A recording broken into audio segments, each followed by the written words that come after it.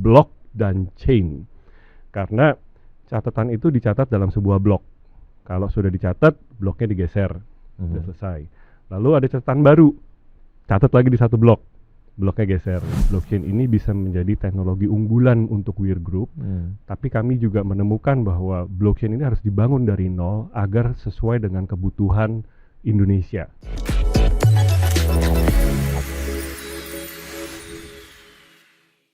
Oke, mungkin lagi cari sesuatu yang bakal diobrolin sama kamu, sama calon mertua kamu gitu ya, biar berkesan berisi obrolannya sebagai ice breaking, pengen ngobrolin soal blockchain gitu ya.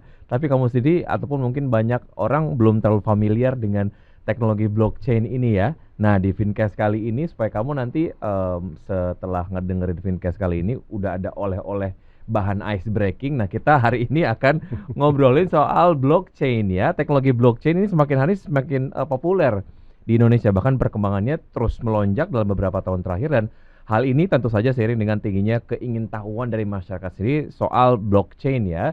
Dan ini juga awalnya dikenal sebagai teknologi di balik mata uang digital, tapi sekarang sudah menjadi sorotan utama di berbagai sektor termasuk keuangan, logistik, pemerintahan, dan masih banyak lagi.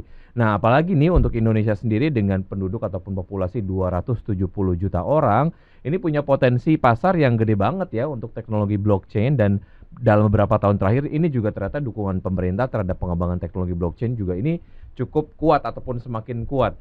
Nah, di Indonesia ini cukup banyak perusahaan yang khusus bergerak di sektor teknologi blockchain sebab pasarnya terus berkembang, dan salah satu perusahaannya yang kemudian menghadirkan layanan teknologi blockchain di Indonesia adalah PT Weir Asia Tbk dengan kode saham WIRG atau Weir Group, dan kita akan membahas lebih lanjut mengenai teknologi blockchain bersama Stephen Budiman Eng. Beliau adalah CEO dari PT Weir Asia Tbk atau WIRG. Beri tepuk tangan yang paling meriah untuk Pak Stephen.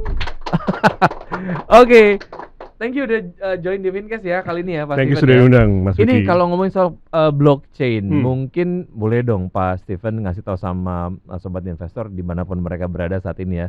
Mereka lagi pengen nyari bahan obrolan nih ketika ketemu sama calon mertua, ngobrolin blockchain langsung diterima kayaknya ya. Jadi calon menantu ideal nih. Oke, blockchain itu apa sebetulnya? Oke. Secara sederhana, blockchain itu adalah sebuah teknologi pencatatan. Kalau ada yang harus dicatat, secara sederhana berarti ada buku besarnya, gitu ya. Nah, supaya mudah dipahami ketika menjelaskan ke calon mertua, kita bayangkan menjelaskan dalam kondisi sebuah pasar misalnya. Saya jualan sayur-sayuran, Mas Vicky jualan mungkin bumbu-bumbu, sebelah sana ada yang jual buah-buahan.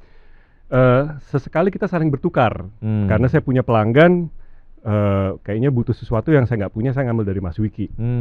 Harus dicatat dong biar kita nggak lupa nih, gitu kan. Oh ternyata selain itu dia juga butuh item lain, saya ngambil dari pedagang yang sana. Dicatat dong, kita saling catat gitu. Lama-lama catatan makin panjang. Saya nyatet sendiri, Mas Vicky nyatet sendiri. Makin pusing nih, kadang-kadang harus menyelaraskan datanya. Akhirnya kita tunjuk pihak ketiga. Lu tolong bantu catetin dong, gitu. Jadi setiap kali kita saling bertransaksi nih, orang ketiga ini yang membantu nyatet. Tapi terus lama-lama ada yang nakal.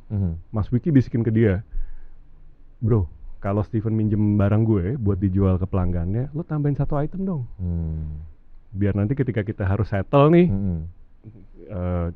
saya ngelihat oh saya berutang segitu nih ke Mas Vicky. Berarti kan ada pihak ketiga yang kita tidak percaya nih lama-lama. Nah, blockchain itu seperti buku besar yang ada di orang tersebut. Dia harus mencatat semua transaksi kita, tuker-tukerannya kita, hasil-hasil penjualan kita di pasar kita bersama nih, di pasar induk besar kita, dia yang mencatat. Supaya kita bisa percaya orang ini bersama-sama, ada teknologi pencatatannya. Di situ blockchain sebenarnya hadir. Kenapa? Karena kita perlu catatan yang bisa dipercaya bersama-sama, kita perlu catatan yang bisa dipegang bersama-sama, dan kita perlu catatan yang tidak bisa dimainkan dan bisa diakses sama-sama. Itu sederhananya. Mudah-mudahan calon mertuanya Mas Vicky bisa paham. Jadi kalau disimpulkan, sebuah catatan digital yang bisa diakses oleh semua yang terlibat secara bersama, dan catatan ini tidak tersentralisasi. Kita semua bisa mengaksesnya gitu. Nah, kenapa disebut block dan chain? Karena catatan itu dicatat dalam sebuah blok. Kalau sudah dicatat, bloknya digeser, udah selesai. Lalu ada catatan baru, catat lagi di satu blok, bloknya geser, udah. Ada catatan baru lagi, blok lagi baru. Jadi kalau diibaratkan buku, ya per halaman atau per lembar. Antara blok satunya dengan blok berikutnya digabungkan lewat sebuah program gitu ya. Cuma dalam hal ini dimetaforakan seperti sebuah rantai gitu. Jadi timbullah istilah blockchain. Nah, di lantai tersebut ada kode-kode pemrograman yang kita bilang hash misalnya. Dan itu yang membuat sistem ini menjadi lebih aman dan lebih terpercaya gitu. Kurang lebih seperti itu. Mudah-mudahan bisa dipahami sama calon mertuanya. Secara pengertian pun mungkin pemahaman terkait dengan teknologi blockchain, pelan-pelan kita kemudian memahami lah ya dari apa yang tadi disampaikan oleh Pak Steven. Tapi sebetulnya yang paling efektif untuk kemudian memahami blockchain ini ya experience aja sendiri gitu ya. Ketika kita sudah mengalami experience yang kemudian teknologinya itu di provide oleh blockchain sendiri. Jadi kita kemudian paham, oh ini toh yang dimaksud dengan blockchain. Betul. Gitu ya. Jadi sekali lagi kalau boleh diulang sekali lagi, buku besar, buku digital yang pencatatannya bisa diakses bersama-sama, kepemilikannya bisa dimiliki bersama-sama, dan di situ salah satu sifat blockchain adalah immutable, artinya data itu tidak bisa dirubah, gitu ya. Itu kalau saya boleh ngulang sekali lagi. Kalau dari apa yang kemudian tadi disampaikan oleh Pak Steven, kan salah satu karakteristik dari teknologi blockchain ini adalah desentralisasi. Datanya itu tidak tersentral di salah satu titik gitu ya. Apakah dengan karakternya ini juga membuat blockchain cukup aman jika dibandingkan dengan mungkin teknologi lain? Kalau beberapa waktu yang lalu kita sempat mendengar salah satu bank yang diserang oleh salah satu hacker gitu. Kemudian layanan dari perbankan tersebut beberapa hari shutdown gitu karena tersentralisasi gitu. Nah, dengan karakteristik desentralisasi artinya tersebar, berarti ada sistem backup data penting itu dong. Iya, kalau di blockchain kita bilangnya nodes gitu ya. Jadi pencatatannya itu tidak dicatat hanya tadi seperti yang Mas Wiki bilang, tidak tersentral di satu titik. Kalau seluruhnya tersentral di satu titik, maka point of failure-nya single point of failure. Begitu ini diserang, udah selesai. Gitu ya. Tapi kalau terdesentralisasi, ya satu titik diserang, masih ada titik-titik yang lain. Nah, di situ kalau dalam kasus perbankan, di situ pentingnya decentralized identity management, gitu ya. Jadi username saya atau data-data saya pribadi dengan Mas Wiki itu tidak ikut runtuh ketika diserang oleh pihak-pihak yang tidak bertanggung jawab. Nah, itu salah satu kelebihan teknologi blockchain. Ini kan adalah data-data penting ya, yang apalagi kalau kayak ngomongin soal sektor keuangan gitu ya.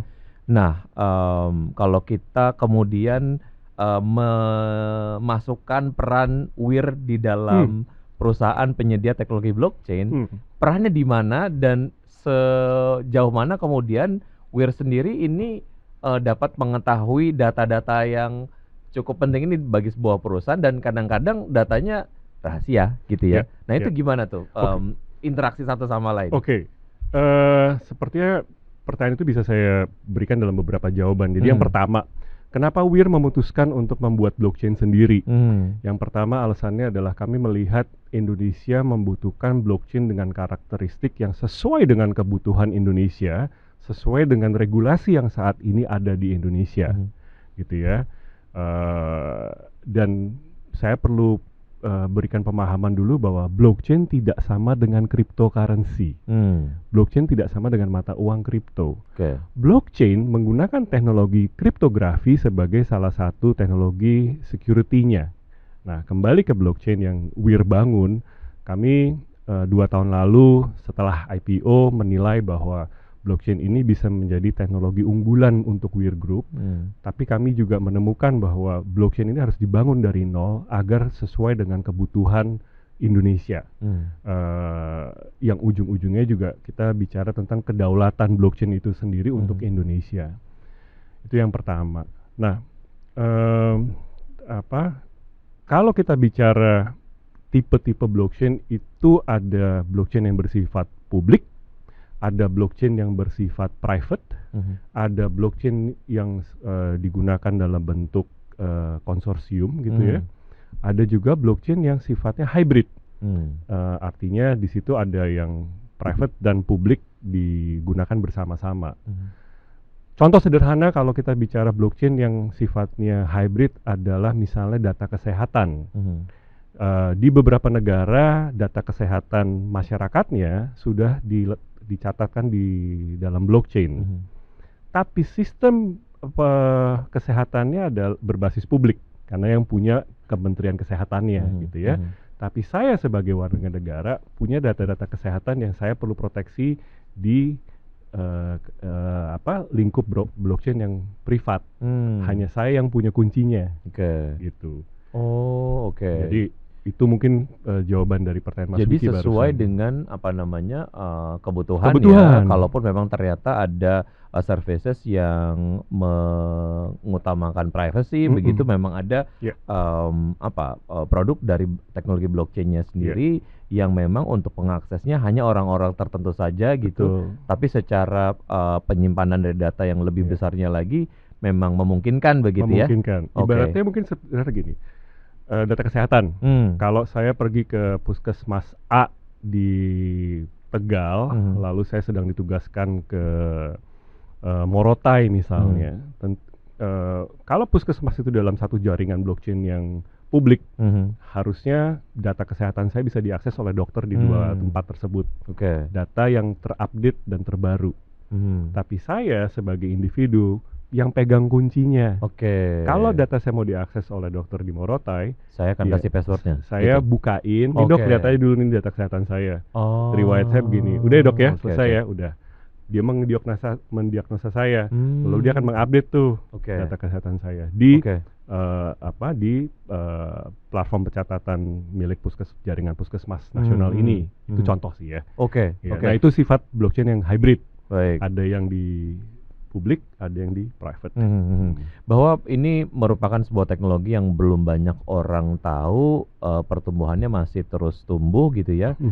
Iya, tapi kemudian ini adalah merupakan sebuah potensi bisnis yang menarik juga ya. Tentunya dari point of view Weir sendiri sebagai salah satu perusahaan yang provide teknologi ini gitu.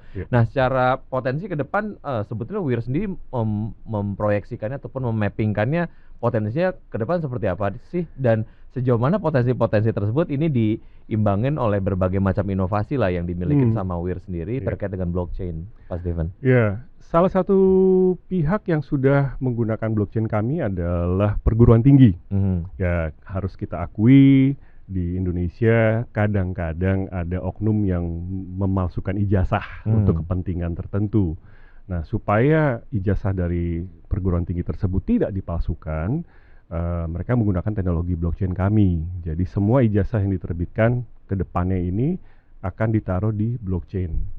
Sehingga ketika saya nanti misalnya mau meng-hire fresh graduate dari perguruan tinggi tersebut, saya bisa cek ijazahnya asli atau bodong. Gitu. Itu salah satu aplikasi yang sudah terjadi. Karena terdapat akses ke universitas penerbitnya begitu ya? Betul. Artinya blockchain pencatatannya itu memang terverifikasi oleh si perguruan tinggi tersebut dan manusianya pun eksis beneran. Gitu. Dan karena dalam jaringan blockchain data tersebut tidak bisa diubah. Salah satu karakteristik blockchain adalah immutable, tidak bisa diubah. Gitu.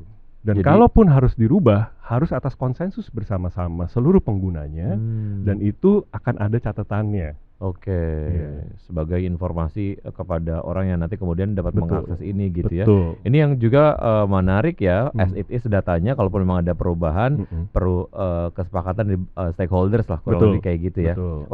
Sejauh ini yang jadi klien dari Weir sendiri terkait dengan blockchain dari dunia pendidikan. Dunia pendidikan sedang juga berdiskusi dengan beberapa lembaga pemerintahan, dengan industri perbankan juga, terutama untuk tadi ya decentralized identity management, karena itu tadi dengan banyaknya cyber attack penting untuk menjaga keutuhan dari sistem mereka supaya tidak lagi-lagi single point of failure tuh. Diserang satu titik sekali, 3 hari nggak bisa diakses ATM-nya misalnya kayak gitu. Terkait dengan apa yang tadi sampaikan oleh Pak Steven ini juga menarik sih, terkait dengan cyber attack ini juga menurut saya sih raising urgensi lah ya, terkait dengan pentingnya ke depan Indonesia menggunakan blockchain gitu, teknologi ini gitu. Ada insight lain nggak soal urgensi kita harus mulai menggunakan blockchain gitu ke depan gitu, karena ini jadi satu mekanisme yang cukup aman dan manfaatnya juga banyak gitu. Mungkin kita bisa sama-sama bermimpi Mas Wiki, sama-sama coba membayangkan bagaimana Pak Seto, seorang petani di Tasikmalaya, karena tanah-tanah lahan-lahan pertanian dia dicatatkan di blockchain, maka tidak lagi dikadalin sama mafia tanah.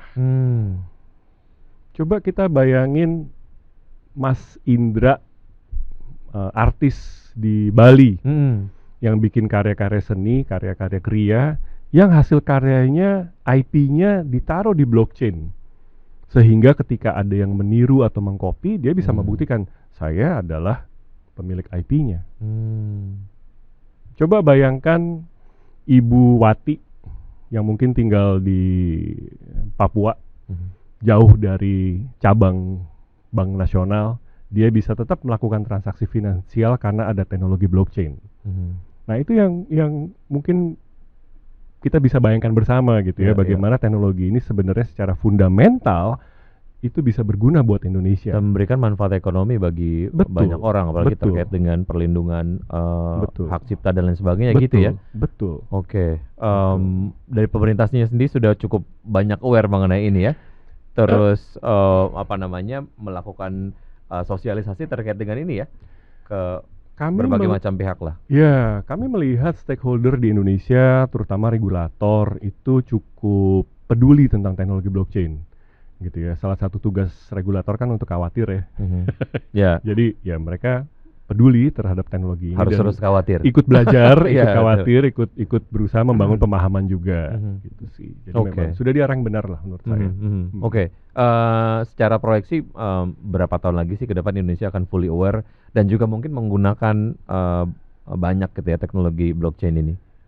Kalau bicara teknologi blockchain, saya rasa sekarang pun sudah dimulai, gitu ya. Tapi apakah akan 100% seluruh pemerintahan, lembaga pemerintahan akan menggunakan blockchain? Saya pikir masih akan makan waktu ya, karena tahu, paham, dan menggunakan itu kan butuh waktu. Teknologi blockchain adalah salah satu service yang kemudian dihadirkan oleh WIRG begitu. Ada inovasi-inovasi apa lagi ya yang sekarang lagi dibuat gitu ataupun mungkin sedang dijalankan, Pak Steven? Memang WIRG di 2009 itu berangkat dari teknologi augmented reality, virtual reality. Nah, sejak kami menjadi perusahaan terbuka, salah satu target kami juga adalah lebih inovatif. Nah, bentuknya saat ini yang akan segera kita mulai tahun depan juga adalah teknologi imersif dan teknologi AI. Teknologi imersif salah satu contohnya adalah yang akan segera mungkin nanti publik bisa nikmati adalah virtual manasik. Kan di ranah edukasi, di TK, di SD itu kan suka ada simulasi manasik gitu ya, haji kecil gitu. Nah, pengalaman itu kita pindahkan ke pengalaman virtual, sehingga bagi anak-anak untuk belajar menjadi seorang haji tidak perlu lagi nunggu saatnya ada event manasik di sekolah. Bisa kapan aja, di mana aja, didampingi orang tuanya, gitu. Dan ini kami membangun produk ini juga atas masukan-masukan dari para stakeholder di sekolah-sekolah. Kami bicara dengan kepala sekolah, kami bicara dengan orang tua, dan mereka bilang, ya kita butuh. Nah itu salah satu inovasi yang akan segera kita luncurkan, dan kami sangat percaya karena memang sebelum dibuat sudah atas dasar support dari para stakeholder. Yang berikutnya adalah dari sisi AI tadi, masih di ranah pendidikan. POC-nya sudah terjadi di tahun ini. Tahun depan kita akan pakai lebih luas gitu ya. AI untuk edukasi. Jadi dengan satu sekolah yang cukup besar di Bandung, guru-gurunya kita duplikasi ke dalam AI. Tujuannya sederhana. Guru bisa kembali fokus dengan mendidik anak dari sisi karakter. Hal-hal yang terkait dengan bimbingan belajar dan lain sebagainya bisa dilakukan oleh si guru tersebut dalam versi virtual, dalam bentuk guru virtual yang di belakangnya menggunakan teknologi AI. Itu sudah kami proof of concept kan gitu ya. Dan kalau tidak ada halangan, Januari akan full fledged di sekolah tersebut. Beberapa inovasi sudah kemudian ada di pipeline dan juga segera direalisasikan. Artinya mungkin untuk capital expenditure sendiri di tahun 2025 akan dibelanjakan ke situ ya kurang lebih ya, Pak Steven ya? Iya. Ada inovasi-inovasi itu? Ya, untuk inovasi tersebut dan tentunya untuk menjaga relevansi ya, karena bagaimanapun juga kan teknologi ini harus punya dampak yang positif gitu. Jadi ya mudah-mudahan semua berjalan lancar Mas Wiki. Oke, amin. Manasik virtual, apakah ini adalah salah satu bentuk turunan dari Metaverse yang awal mula sempat kemudian diberikan servisnya dari WIRG ke masyarakat? Yes, betul. Ini salah satu turunan. Mungkin kalau kita bicara Metaverse-nya yang dibangun WIRG, yang namanya Nusa Meta, yang kami kerjakan bukan hanya satu komponen, tapi sebuah ekosistem. Nah, membangun ekosistem itu butuh waktu ya. Harus ada banyak sekali pendukung-pendukung ekosistemnya. Nah, ini semua sudah mulai terbentuk. Salah satu hasil realnya adalah tadi virtual manasik untuk bagian dari Metaverse untuk edukasi. Secara proyeksi untuk Metaverse-nya sendiri ini akan seberapa menarik sih perkembangannya? Sektor-sektor mana yang nampaknya ini akan lebih banyak lagi menggunakan Metaverse sebagai teknologi gitu? Ya, kalau kita bicara teknologi imersif, kita bisa melihat secara global industri imersif teknologi ini semakin seru sebenarnya, apalagi dengan adanya AI menjadi semakin menarik. Mungkin secara hype tidak seperti hype di tahun 2022, tapi secara industri dan secara teknologi justru semakin seru, gitu ya. Bahkan kita tahu lah ya, sudah mulai muncul berita di 1-2 hari terakhir ini kalau salah satu brand teknologi besar dari Korea Selatan akan meluncurkan kacamata AR, kacamata augmented reality di bulan depan gitu. Nah, industrinya masih sangat dinamis, dan kami melihat WIRG ready. Kenapa? Karena sudah 2 tahun terakhir kami membangun ekosistemnya. Bukan cuma membangun aplikasi satu, tapi semua ekosistem yang mendukung aktivitas di dalam Metaverse yang kami bangun. Artinya secara model bisnis juga dari WIRG sendiri terus berkembang begitu ya. Sejauh ini masih di Metaverse, kemudian juga ada teknologi blockchain. Ke depan ada model bisnis yang mau di-develop lagi nggak? Tentunya pasti ada gitu ya, sesuai dengan perkembangan teknologinya, sesuai dengan perkembangan dari segmen yang kita gelutin. Akan seperti apa? Ya, teknologi berkembang pesat ya Mas Uki ya, gitu ya. Dan teknologi ini kan selalu punya 2 sisi. Semua teknologi baru ketika muncul selalu ada 2 sisi. Sisi yang membuat kita sebagai pengguna semangat, ada sisi yang membuat kita sebagai pengguna menjadi sedikit was-was. Nah, kita berusaha mencari titik tengahnya, apa dari hal-hal positif dari teknologi itu yang bisa kita bawa untuk masyarakat. Ini kalau dilihat sebetulnya kalau kita bandingkan Indonesia dengan Amerika Serikat gitu ya, Amerika Serikat bisa menjadi salah satu negara terbesar di dunia adalah karena memang penguasaan teknologinya juga ini sangat masif begitu ya. Nah, bicara mengenai Indonesia sendiri, sebetulnya ngomongin sektor teknologi lah ya, ke depan sebetulnya seberapa besar sih kita sebagai stakeholders lah dapat mengutilisasi ini supaya kalau dilihat dari kontribusi terhadap kontribusi ekonomi ya dari sektor teknologi ini akan makin besar gitu, dan juga mungkin jadi salah satu penopang yang paling signifikan gitu. Indonesia itu selalu menjadi salah satu negara yang penggunanya menjadi adopter yang sangat besar. Kita bicara sosial media. Dari mulai zaman ibu-ibu menggunakan dumb phone, mengakses sosial media, sampai hari ini sosial medianya sudah buat orang joget-joget gitu ya. Terus ada istilah social commerce. Kita selalu menjadi negara dengan pengguna terbesar, termasuk menjadi negara dengan pembuat konten yang terbesar. Jadi Indonesia nggak main-main, gitu ya. Justru kami melihat yang penting dilakukan oleh semua stakeholder di industri teknologi di Indonesia adalah membangun literasi digital atas pemahaman-pemahaman teknologi ini supaya tidak disalahgunakan dan supaya tidak ada yang jatuh menjadi korban. Itu sih yang lebih penting menurut kami. Kalau sebagai pasar jangan khawatir, kita terbesar. Mau lihat industri gaming, Indonesia salah satu yang terbesar, gitu ya. Bahkan sepak bola kita juaranya FIFA yang online loh, juara dunia kita. Secara market kita adalah pengguna yang cukup masif, tapi secara produsen kita gimana sih dari point of view perusahaan teknologi? Kita masih udah on track kah untuk kemudian menjadi salah satu pemain ataupun produsen lah di sektor teknologi gitu? Kalau menjadi inovator atau produsennya sepertinya masih panjang. Ini benar-benar perlu rencana jangka panjang dari semua stakeholder, termasuk pemerintah, termasuk mungkin mereka yang bertanggung jawab untuk memutuskan bagaimana kurikulum di sekolah bisa relevan dengan mimpi ini, Indonesia menjadi negara maju yang menjadi inovator, gitu kan. Baru beberapa jam yang lalu, mungkin kemarin ya, artikel yang bilang bahwa di Indonesia ini terjadi brain drain, talenta-talenta teknologi kita banyak pindah ke negara-negara yang lain. Nah, hal-hal seperti itu kan perlu diadres juga. Gitu. Ini yang menjadi salah satu challenge untuk industri teknologi di Indonesia. Betul. Dan juga menarik adalah bagaimana sebetulnya dari Wear Group sendiri sebagai salah satu perusahaan teknologi juga menjadi salah satu pemain yang juga dapat berkontribusi terhadap pertumbuhan sektor teknologi di Indonesia. Betul. Terakhir, harapan dari Wear Group sendiri terhadap pertumbuhan teknologi blockchain, terus sektor teknologi ke depan seperti apa, Pak Steven? Ya, buat kami tentunya kami berharap teknologi yang masuk ke Indonesia atau yang diadopsi untuk Indonesia bisa membawa dampak yang positif, gitu ya.